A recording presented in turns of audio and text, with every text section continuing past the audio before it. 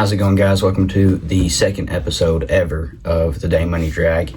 I'm super excited. I think this is going to be my forever podcast, what I'd like to call it. I used to have one that I didn't have I didn't have a plan with it. I just talked about random stuff that nobody cared about, and I didn't have a very good setup. But my setup's good enough on this one. I think this is gonna keep going for a long time. So, I've got my plan right here. In the first section, we're gonna talk about news like regular. This is gonna be mostly, or not necessarily news, standings and results for Pittsburgh. So let's jump into it.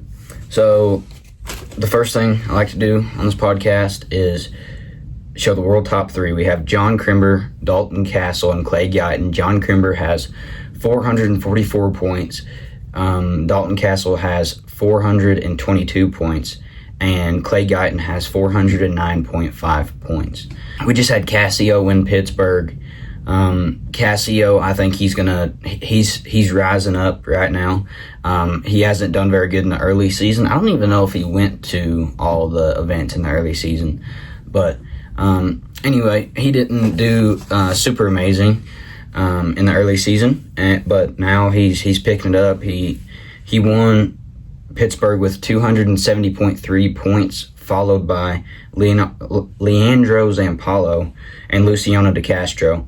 Leandro had 264.7 points, and Luciano De Castro had 264.3 points. Cassio Diaz rode Freedom Fighter for 91.7 points, and before that, I believe it was in the second round, he rode Magic Touch for 89.4 points. These were some really impressive rides from Cassio, and I'm super excited to see what he's going to do in the future. Now, let's get into the matchups I want to see in the PBR. The first matchup that I want to see in the PBR is John Crimber on Manhater, but on Manhater's trip where he goes into his hand. A month or two ago, John Crimber rode Manhater away from his hand, which was super impressive for John, given he's been struggling a little bit away from his hand. But I think he's kind of got over that by now, and he's really doing good. Especially, he's really got over it by now if he rode Manhater away from his hand. I would also like to see Brady Randolph on Constant Pain. This is a bull that Jose Vitor Lemi rode for 88.65 points. I don't really know why I want to see this, but it just came to my mind, and I was like, yeah, that'd be a cool matchup. So, yeah. I would also like to see Cassio Diaz on Rockville. This is a bull I have loved the whole time that he's been to the PBR. I believe he's been at the PBRs for 2 years now, and he's really up and down, I believe around the left, and I think Cassio will go really good with this bull. I would also like to see Sage Kimsey on Bearcat.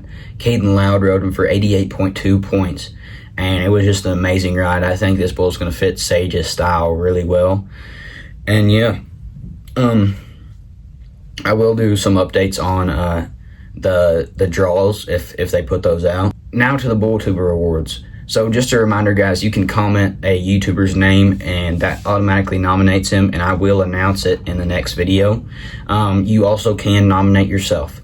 But let's get into my nominations. My nominations are going to be Cattle Strapper, which is a really good channel. I believe he qualified for the IMBA finals last year. And yeah, it's just an all-around cool channel. And then we have Rack and Rodeo. Rack and Rodeo is a super cool channel.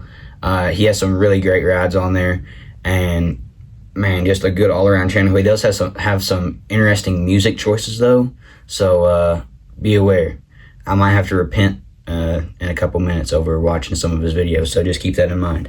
So yeah, we're gonna do the verse of the podcast. The verse is gonna be Proverbs 21:31. The horse is prepared against the day of battle, but safety is of the Lord.